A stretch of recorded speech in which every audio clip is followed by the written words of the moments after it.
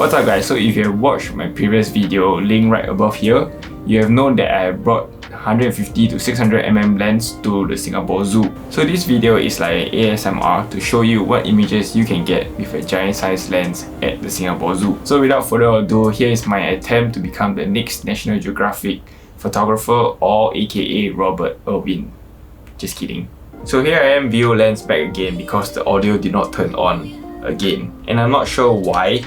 And it's starting to annoy the shit out of me for these random audioless videos like my previous video on how to vlog in public, link in the description. Nevertheless, let's go back to the video where Rose is filming me setting up the giant lens in the zoo for the first time, in hopes that I do not attract too much attention. First time using the lens on the ground, and I would say it's very idiot proof, though it tends to get quite heavy after long usage. So one thing about this lens is that it's very difficult to find a subject because it's too tight.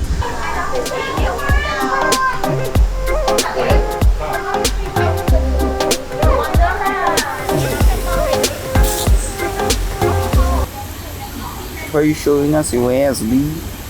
Yee!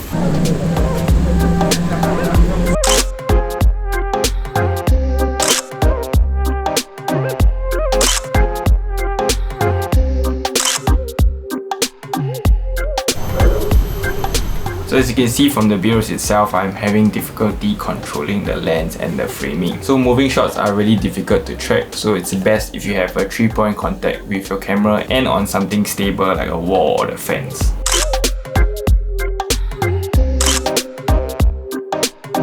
So far, how do you feel about the huge lens? So far the lens has been awesome. I have taken extremely close-up pictures. We are going to see the baboon. I found one here. Going to find his mate.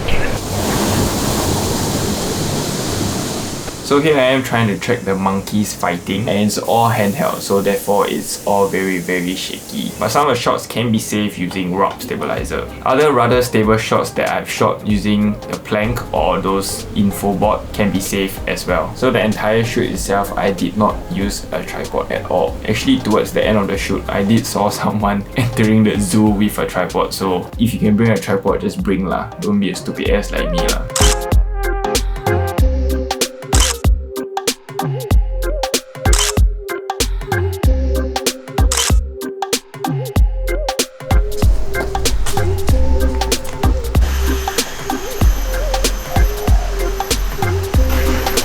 If you are seeing all my footages and they are shaky, I'm sorry for this shooting handheld. Thinking about it, having this lens does give me a different perspective whenever I shoot. Seeing the animals close up with this lens makes it very eye-opening and even more interesting. And it does really make me think about how else I can shoot the animals even better. I'm gonna hold my breath.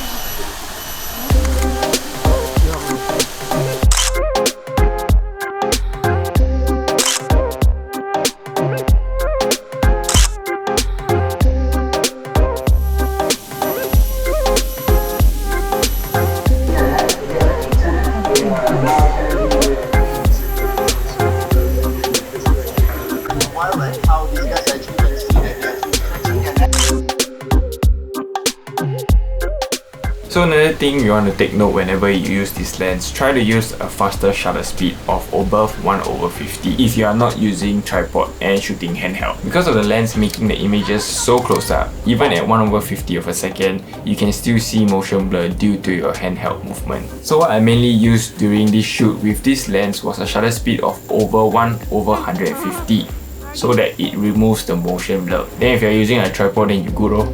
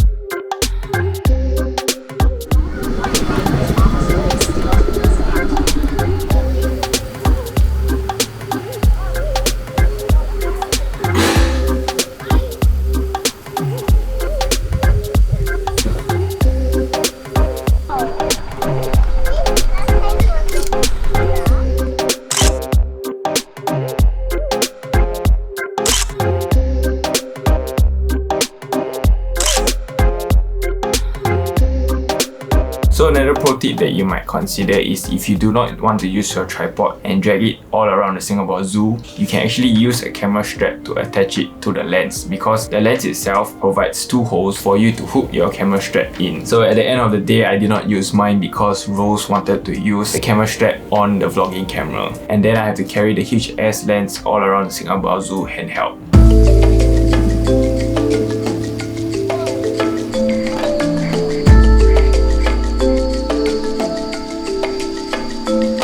We are too tired.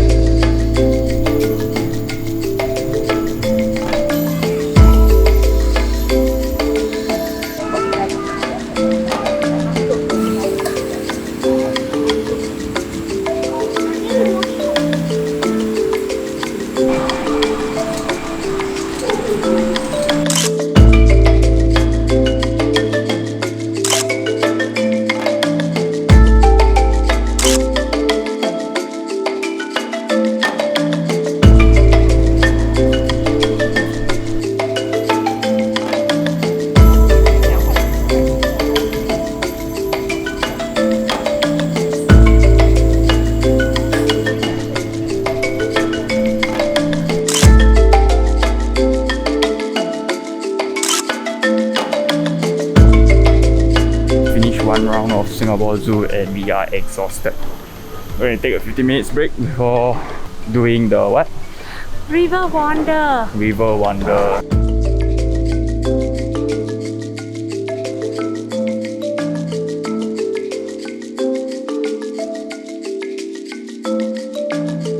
So we just finished our break and we are taking a walk at River what? Wonders. River Wonders, and we have totally no idea what this is about lah.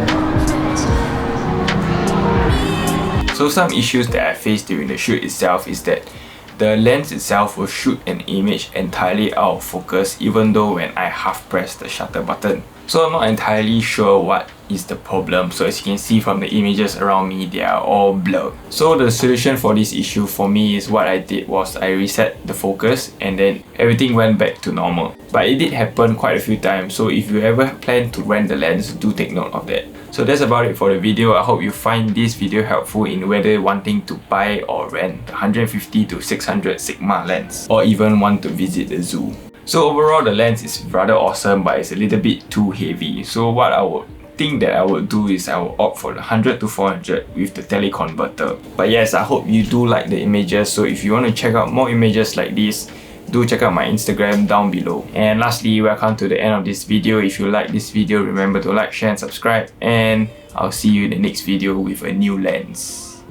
Maybe 85mm, maybe 50mm 1.2. Bye!